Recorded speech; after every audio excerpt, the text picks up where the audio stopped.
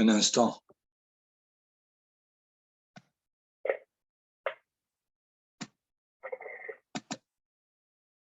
Shavua Tov Lekulam. Et nous allons nous mettre à étudier la paracha qui vient, celle de Vayeshev. Je voudrais probablement une remarque générale en dehors de la paracha elle-même. Le livre de Bereshit est une série d'événements historiques. Il faut, à mon avis, distinguer au moins 3 niveaux d'étude de la Torah et surtout par rapport au récit historique. Il y a le niveau d'étude à éliminer, qui est celui qu'on appelle Bikoret HaMikra, l'exégèse biblique. Il me semble que j'ai lu quelque part qu'elle a été innovée, si on peut dire, par des Allemands, et des Allemands goy, et des Juifs qui ont acheté la marchandise, si on peut dire. Ils ont commencé à étudier la Torah en essayant de la comparer à l'archéologie, à différents textes historiques, et finalement on trouve que ce n'est pas exact ce qui est dit et arrive à des conclusions absolument aberrantes. Le deuxième niveau est, je l'appelle moraliste. On tire des récits ce que sont les valeurs et les vertus à acquérir. Comme exemple premier très simple, le récit de Yosef et de ses frères, il ne faut pas haïr. Il faut toujours essayer de comprendre l'autre, de se parler, et ainsi de suite. Tout au long des récits, on peut toujours, par rapport à Avraham Avinu, et faire l'éloge de Hachanasat Orhim, de recevoir les invités, et ainsi de suite. À mon avis, ce niveau, même s'il est acceptable, mais il est facultatif. Pourquoi? Parce que la Torah, d'une part, s'adresse à des hommes sains, santé, à des hommes sains d'esprit et de corps qui, de par leur effort personnel, peuvent découvrir ce que sont les vertus positives de l'homme. Une deuxième difficulté, c'est que si la Torah est éternelle, elle parle à toutes les générations. Et dans ce cas-là, quand un texte est difficile à en tirer une morale, comme par exemple le récit de Yehuda et Tamar dans notre paracha, je ne sais pas exactement quelle valeur morale je peux en tirer. Et dans ce sens, il faut d'une part bien comprendre ce que la Torah me raconte, et essentiellement en quoi ça me regarde. Sinon, je laisse ces récits au passé et finalement, la Torah est divisée pour moi avec ce qui est déjà passé et avec ce que les commandements, les mitzvot qu'il faut réaliser. Évidemment, ceux-là sont éternels. J'ai répété plusieurs fois, de cette façon, on fait de la Torah 2 livres. Et la Torah nous dit, Torah ahat tihyeh lachem. Une seule Torah sera pour vous.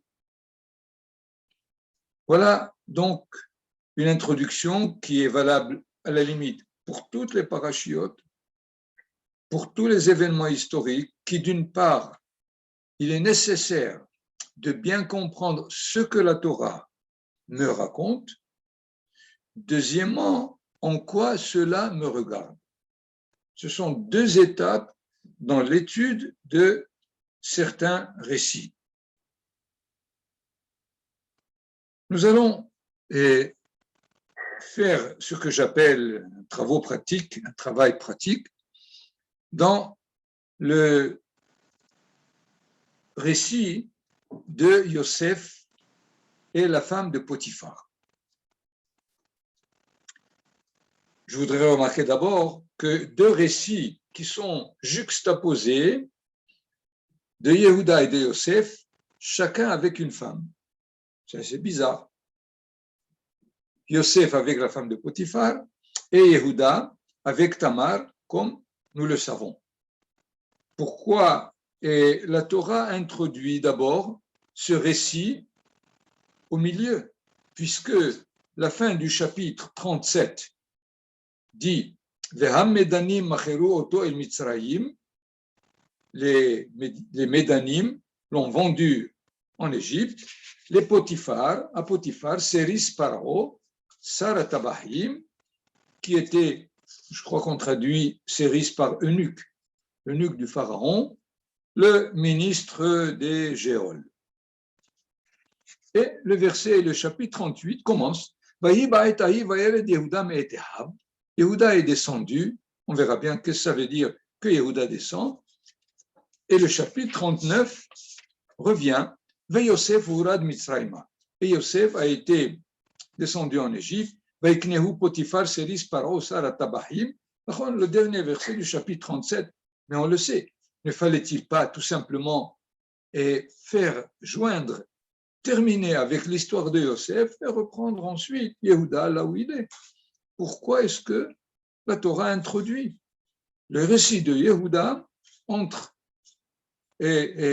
la fin du chapitre 37 qui est la vente et le début du chapitre 39 qui est aussi la vente? Je voudrais lire ici un midrash. J'espère que je vais le trouver chez Rashi. Sinon, on pourra le dire pas dans le texte exact, mais le midrash nous dit sur le début du chapitre de Yehuda que Yaakov Avinu s'occupe de son deuil sur la disparition de Yosef. Réhouven aussi s'occupe de la gaffe qu'il a fait par rapport à son père avec Bilha. Yehuda se cherche une femme. Yosef est occupé avec son état d'esclave, de serviteur chez Potiphar. Et Akadosh Baruch Hu s'occupe de créer la Neshama du Mashiach. Vous comprenez donc que le récit de Yehuda avec Tamar n'est pas le récit d'un couple en difficulté quelconque. Pour nous dire, avant de rapporter la vie du premier esclave, Yosef, on nous rappelle déjà la naissance de celui qui va donner le Mashiach. Ce qui fait, et ce que j'ai fait remarquer tout à l'heure, les récits de la Torah ne sont pas pour nous apporter des vertus ni des qualités à acquérir. La Torah est en train de nous raconter une histoire qui se développe et qui nous concerne chaque jour. Et c'est ça qu'on va essayer d'étudier, d'abord dans le cas, disons, beaucoup plus simple, celui de Yosef et de la femme de Potiphar. Finalement, Yosef est en désaccord avec ses frères qui, finalement, ne veulent pas lui parler, qui le jalousent, qui le hait au point où il faut s'en débarrasser. Mais de quoi il s'agit? parce que quelqu'un a rêvé ce qu'il a rêvé, qu'on essaye de le vendre. Qu'est-ce qu'il leur dit? J'ai rêvé une fois, j'ai rêvé deux fois. Seulement, c'est sûr que dans ces rêves, il y a au-delà d'une idéologie, mais d'une façon de prolonger l'histoire d'Israël là où elle se trouve. C'est-à-dire, Yosef pense qu'il faut maintenant se mettre en marche pour sauver l'humanité. L'humanité déjà, depuis Abraham Avinu, avec la tour de Babel, avec l'Égypte, avec tout ce qui se passe, est en dégradation totale. Et Yosef dit, nous avons comme mission de sauver l'humanité, allons-y tous. Où est-ce que tu veux que les sauve? Là où c'est le pire, où se trouve le pire de l'humanité en cette époque, c'est l'Égypte, évidemment. Mais les frères disent, ça ne nous regarde pas. Nous devons mettre sur pied la souveraineté d'Israël, la royauté, installer Israël sur sa terre avec tout ce qu'il faut, et plus tard on s'occupera. Finalement, il y a là une querelle fondamentale. Ce n'est pas quelqu'un qui a rêvé, et parce qu'il a rêvé, ça ne nous plaît pas son rêve, alors on va même l'éliminer. Parce que vous savez que lorsque Yosef va se trouver en mission de son père pour aller chercher ses frères à Shrem, et voilà qu'il le voit de loin, Vayomeru et Shelahiv, verset 19, chapitre 37, voilà celui qui rêve, Ve'ata, et maintenant, allons le tuer. Vous vous rendez compte? Comment des frères veulent tuer parce que quelqu'un a rêvé? C'est que, pour eux, il est en train d'entraver la marche d'Israël. Il veut détourner l'histoire. Lui aussi les accuse de ne pas remplir leur mission, comme Akadosh Baruch Hu l'a déjà annoncé avec Abraham Avinu. Et c'est l'effort d'Abraham, de Yitzhak et de Jacob. Abraham est descendu en Égypte, Yitzhak est parti chez Pélishtim, Jacob est parti même chez Lavan, et il a mis là-bas 20 ans de galoute, d'exil. Donc, les frères disent, ça suffit, c'est terminé, maintenant, mettons-nous à mettre Israël sur ses pieds. Yosef leur dit, c'est pas fini, il y a là une querelle de fond. Et c'est dans ce sens où il risque d'y avoir des dégâts. Évidemment, ils n'ont pas su mener cette querelle à bon port, et voilà que l'aboutissement, c'est Yosef vendu comme esclave. Et voilà qu'il arrive en Égypte, chez la femme de Potiphar. Là aussi, vous pouvez lire l'histoire d'une femme dont le mari ne lui suffit pas. Elle trouve un jeune homme très beau et elle s'amourage de lui. Et c'est Yosef qui doit faire l'effort de ne pas prendre une femme égyptienne. Lui, c'est un Hébreu. Et finalement, il refuse et il refuse et il refuse jusqu'à ce que ça ne marche pas, au point où il est obligé de s'enfuir et de sortir. Elle dévoile ce qu'elle dévoile à ceux qui étaient là, comme le verset 14 du chapitre 39, Vatikra le Anshe Beta, elle a appelé ceux qui étaient dans sa maison, il nous a amené, c'est-à-dire son mari, un hébreu pour se rire de nous.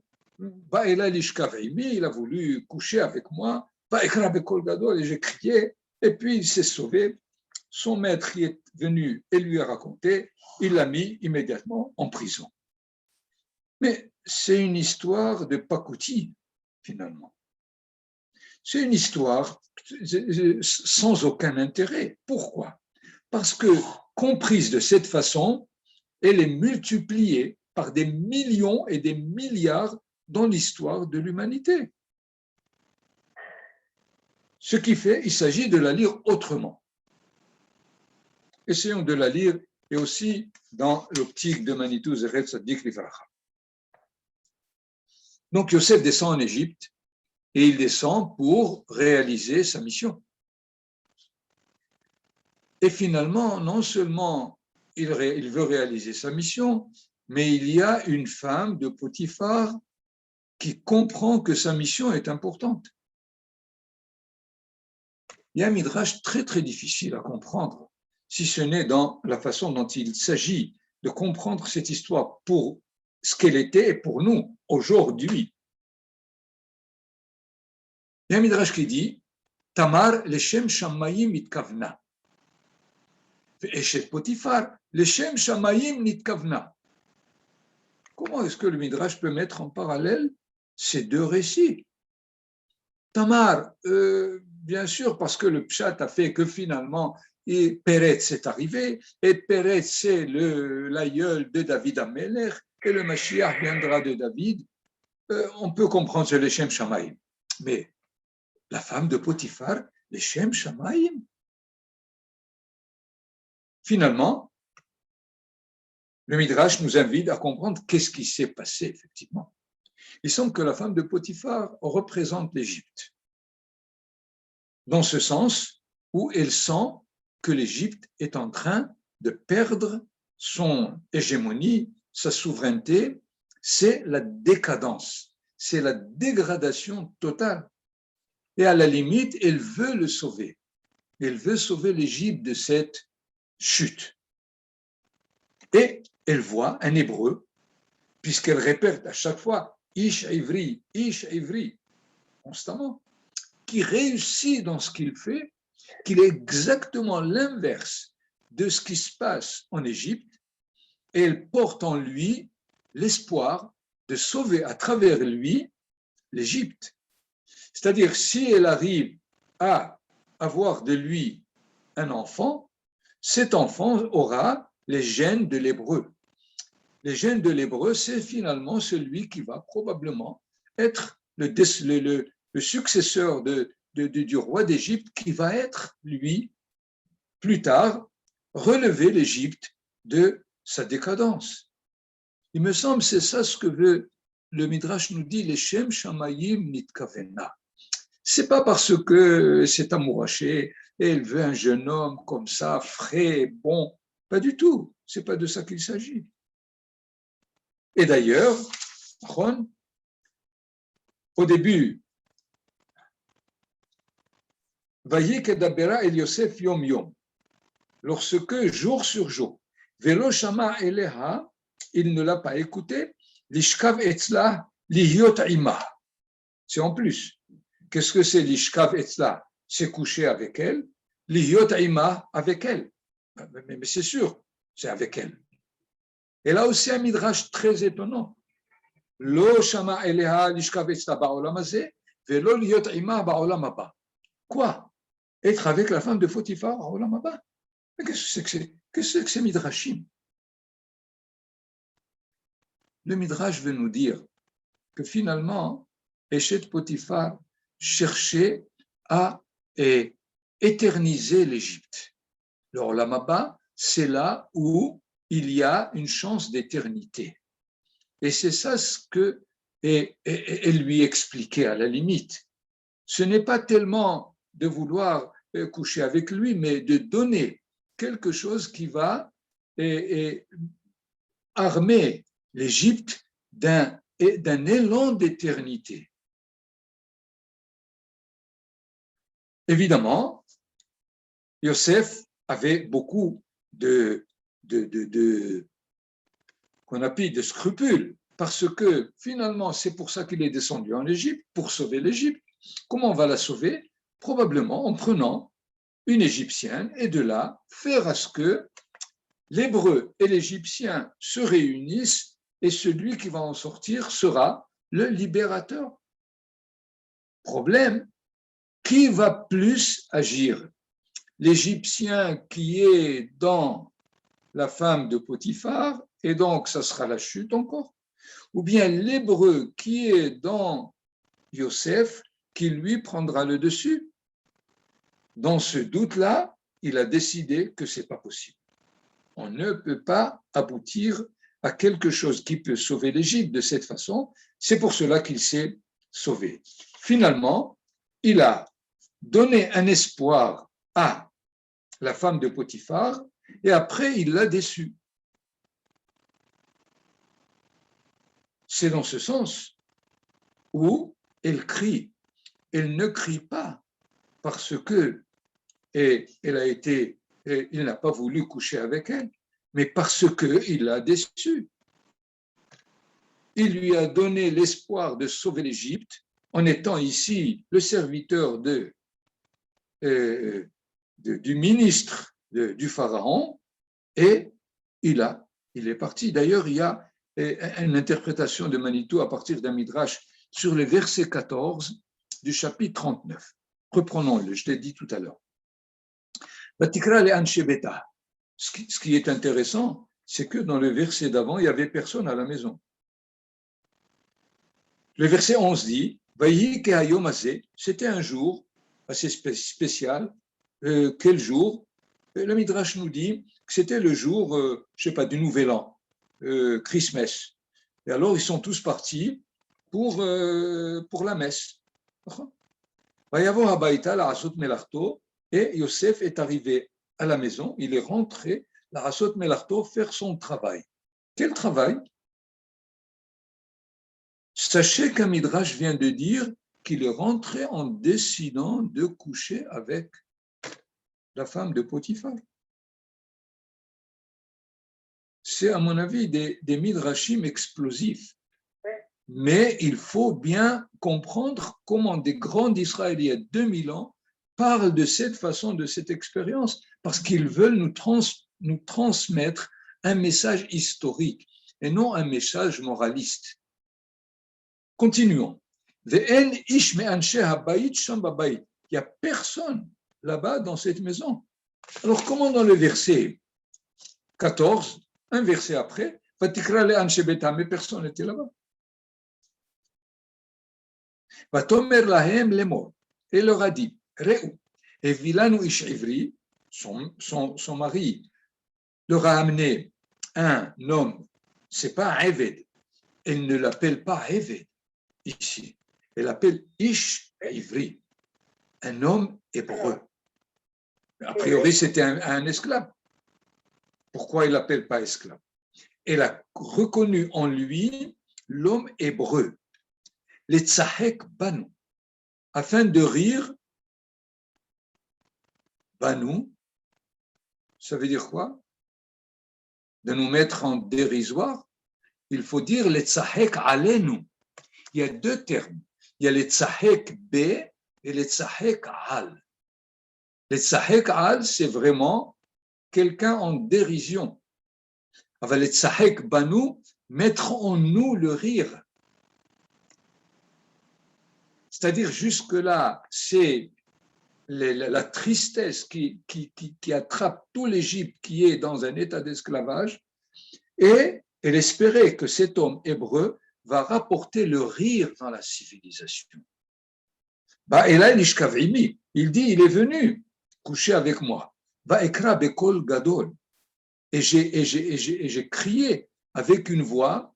Gadol, ça ne veut pas dire forte. Il y a d'autres termes pour dire une voix forte.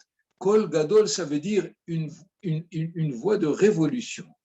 Elle essaie, même s'il n'y a personne, comme si elle parlait au théâtre devant une assemblée qui n'est pas là, mais elle essaie de dire la déception qu'elle vient de voir. Et d'ailleurs, par la suite, après avoir raconté ce qui s'est passé à son mari ne l'a pas cru. La preuve, c'est que si c'était vrai ce qui s'est passé, il l'aurait mis à mort, tout simplement. Mais il l'a jeté en prison. Et en prison, il continue sa réussite. Il me semble, voilà la première étape de la compréhension. Ce n'est pas une histoire on appelle de séduction d'une femme et d'un homme contre son mari, comme on a l'habitude de le lire, admettons. Mais ce n'est pas ce que la Torah veut nous raconter. La Torah veut nous dire que Yosef a un projet historique. Et quand il est descendu, il pouvait le réaliser à travers cette façon. Et finalement, il s'est rendu compte que ce n'est pas possible. Et son récit continue. Pour nous, la Torah veut nous dire, sachez de ne pas donner des espoirs faux au peuple. Vous risquez d'être en galoute comme Yosef. Les peuples vont espérer en vous, comme la femme de Potiphar a espéré en Yosef. Et Yosef l'a déçu. Il devait la décevoir, c'est vrai. Mais de la décevoir, on tombe dans un autre puits. On repart en prison. Et finalement, il est très possible que tout ce qui s'est passé au long de notre histoire et surtout pendant... Dans ce sens, notre histoire est écrite ici à travers l'expérience de Yosef et la femme de Potiphar, qui est le modèle du juif en galoute dont il faut lui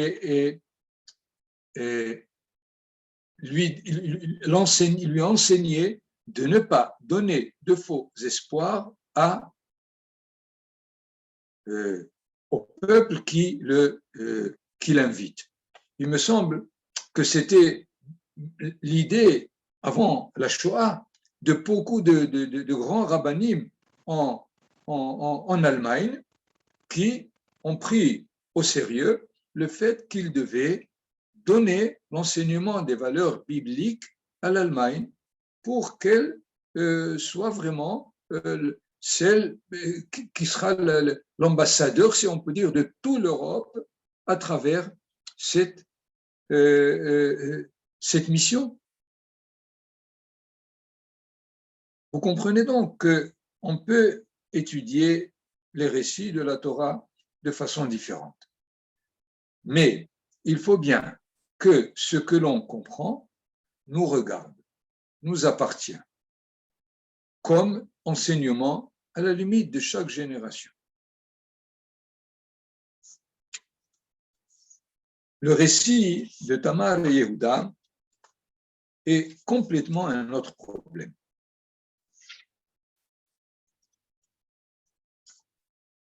Avant de commencer de comprendre ce qui s'est passé, il y a une remarque encore du Midrash qui compare le premier verset du chapitre 38, qui est celui de Tamar et Yehuda, et du premier verset 39, qui est celui de Yosef, qui a été vendu comme esclave. En quoi? Il y a le même verbe qui est utilisé. Vayi ba'etahi vayered Yehuda. Écoutez, vayered Yehuda. Yehuda est descendu. Yosef, au chapitre 39, Yosef hurad Mitzrayma. La seule différence, le verbe est le même, la redet, descendre, mais la vayered, Yehuda le fait de façon délibérée, volontaire, et Yosef, hurad, il a été descendu, évidemment, par ses frères qui l'ont vendu. Seulement, faites attention, il ne s'agit pas là du sens, la redet, qui est j'appellerais géophysique. Ce n'est pas parce qu'Israël est en altitude 800 mètres et l'Égypte est en altitude 200 mètres, c'est pour cela qu'on dit qu'il est descendu. Pas du tout. La descente est une descente, je peux dire, psychique, humaine. Prenons celle de Yehuda. C'est très simple, parce que au verset 35 du chapitre 37, ses enfants sont venus consoler, donner des condoléances à Yaakov Avinu à cause de la disparition de Yosef. Il a refusé de recevoir leurs condoléances. Et puis à la fin, Vayev Oto Aviv, et son père l'a pleuré. Il a pleuré de la disparition de Yosef. Seulement, lorsque immédiatement, lisez le Rashi, qui lui dit, pourquoi la Torah a joint cette paracha avec ce qui s'est passé,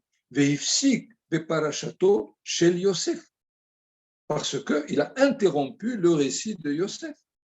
Les Lamed, pour nous enseigner, ses frères l'ont fait démissionner de sa souveraineté. Yehuda, c'était toujours le roi, celui qui mène la réalité. Quand ils ont vu la peine dans laquelle leur père se trouvait, Amerou, ils ont dit, Ata amarta le mochro, c'est toi qui as dit qu'il faut le vendre. Ilu amarta le hashifo, si tu nous avais dit de le ramener, Hainu shomaim lecha, on t'aurait écouté. Vous comprenez le mauvais jeu maintenant qui se trouve entre Yehuda et ses frères. Les frères de Yehuda veulent se débarrasser de leur responsabilité en disant, c'est toi qui as dit. Effectivement, c'est lui qui a dit, allons-y le vendre aux Ishmaélim, et il ne faut pas l'atteindre physiquement, comme ils ont fait en le jetant au puits. Et dans ce sens, Yehuda n'a pas rendu la monnaie, si on peut dire, il a pris sur lui la responsabilité. Le Vayered n'est pas descendre de la montagne à la plaine, il a démissionné, tout simplement. D'ailleurs, vous avez la même formule. Lorsque Israël a fait la faute du veau d'or, nous savons que Moshe Rabbeinu était à la fin des 40 jours sur la montagne. Et dès qu'ils ont fait la faute du veau d'or, Akadosh Baruch Hu dit à Moshe, Lech red ki shichet amecha, va descendre parce que ton peuple a failli. Il a fait bien sûr, mais il est sur la montagne. Qu'est-ce que tu veux? Il ne va pas monter plus. Comment Akadosh Baruch Hu dit Lech red, va descendre?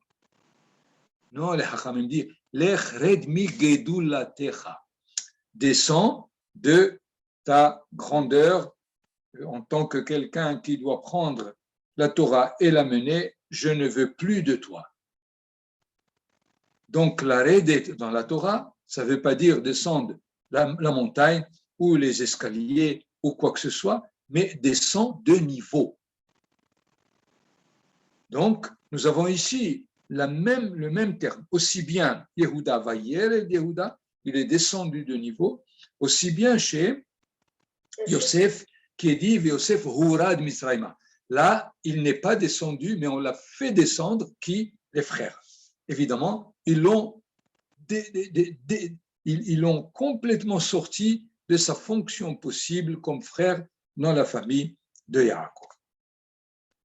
Donc, qu'est-ce qui se passe finalement maintenant si on comprend exactement ce que le verset veut nous dire? Yehuda est complètement hors circuit.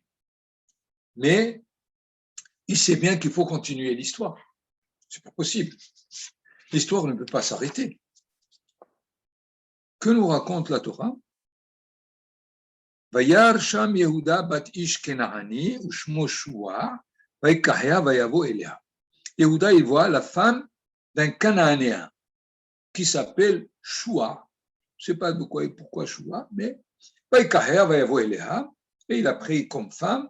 Il a eu 3 fils, Er, Onan, Shelah.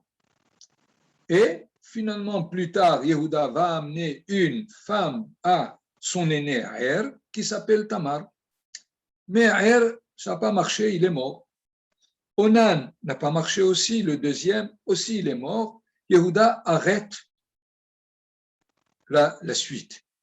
Il dit à Tamar, écoute, je ne pense pas que tu puisses prendre le troisième comme qu'on appelle le hiboum, le lévira, qui était reconnu déjà du temps des patriarches. Quand il grandira, tu pourras le prendre comme mari. Et alors, il est parti. Yehuda, comme s'il a oublié, c'est pas vrai, il n'a pas oublié. Mais qu'est-ce qui se passe finalement? Yehuda, il dit, on va recommencer du début. Qu'est-ce que ça veut dire du début? Prendre une femme cananéenne. Ce qui est intéressant, c'est que le Midrash Rashi lui-même dit Kenaani Tagara, c'est-à-dire un commerçant, pour nous dire que ce n'était pas un Cananéen, ou probablement c'était un Cananéen, mais qui n'était pas, si je peux dire, dégradé et dépravé comme les Cananéens. Le Midrash nous dit que c'était Tagara. Tagara, ça veut dire commerçant en Unkelus, dans la traduction araméenne, et c'est proche d'ailleurs de l'arabe, Tajer. Vous savez, c'est quelqu'un de riche, c'est Tajer et c'est Tagara. Donc, que veut faire Yehuda? Il veut redémarrer du début pour reprendre un circuit, disons une nouvelle trajectoire de l'histoire, et il va jusqu'au ce qui est le plus antérieur, les Cananéens qui étaient là déjà avant les patriarches. Qu'est-ce qu'il se rend compte? Que ça ne marche pas, c'est stérile. Puisque aussi bien le premier et le deuxième meurent sans pouvoir donner progéniture avec la femme qu'il a amenée, Tamar. Seulement, qui est Tamar? Tamar, c'est la fille de Shem.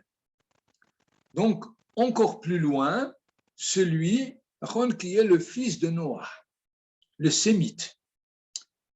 Que fait finalement Yehuda? Il essaye d'aller le plus loin possible pour donner chance à l'histoire de se développer.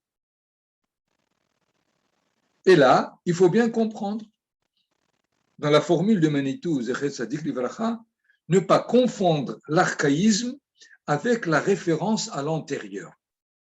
Se référer à l'archaïque, c'est vouer à la stérilité. Se référer à l'antérieur indifférencié peut devenir fécond. Parce que se ressourcer à l'archaïsme, c'est tenter de réanimer des cadavres. Et là, finalement, il y a un problème. Pour nous, on revient chez nous maintenant. Par contre, c'est ce qui s'est passé avec Yehuda, et je n'ai pas le temps finalement de bien l'étudier. Si vous voulez, on pourra l'étudier une autre fois. Mais que fait Yehuda? Il veut revenir à tout ce qu'il y a de plus antérieur, parce que ce qu'il y a d'antérieur n'a pas été encore particularisé d'une certaine façon. Et donc, il y a une chance que la base est encore fertile pour donner lieu à quelque chose de viable. Quand il a pris celle de Shua, eh ben, ça a raté, étant donné que ses 3 premiers enfants, le premier à qui il a rapporté Tamar est mort, le deuxième aussi, et il craignait que le troisième aussi disparaisse. Donc, il a dit à Tamar, reste là où tu es. Mais Tamar, ce n'est pas un antérieur cananéen, c'est un antérieur sémite. Si vous voulez, pour nous, aujourd'hui, lorsqu'on se réfère aux habitudes et de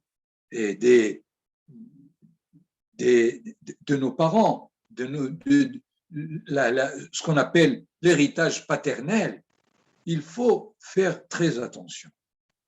Qu'on n'est pas en train de se référer à ce qui est caduc, mais de se référer à quelque chose qui est encore stérile, qui est encore fécond, qui peut donner de la vie.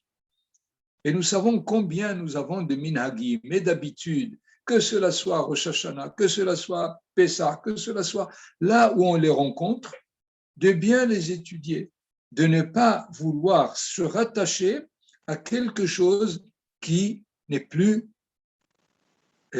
fécond. Dans le temps, ces minhagim étaient féconds, c'est vrai. Mais il arrive à un moment où c'est fini. Ils ont fait leur travail et il faut les mettre de côté. Donc, j'ai essayé de donner, ce que d'ailleurs l'enseignement de Manitou revient toujours, de donner un enseignement, ce qu'on appelle historiosophique.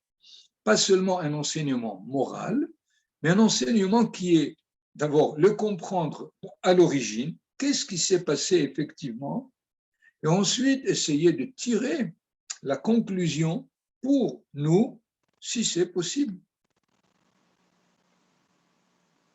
Donc, je voudrais m'arrêter là parce que de réétudier pas à pas chaque verset jusqu'à ce que arrive Tamar et Yehuda et qui donne Péretz par la suite, ça nous prendra un peu trop de temps, mais un premier enseignement ici me semble très clair, très important, pas seulement au niveau du récit, mais au niveau de ce qui nous concerne. Toda Rabba.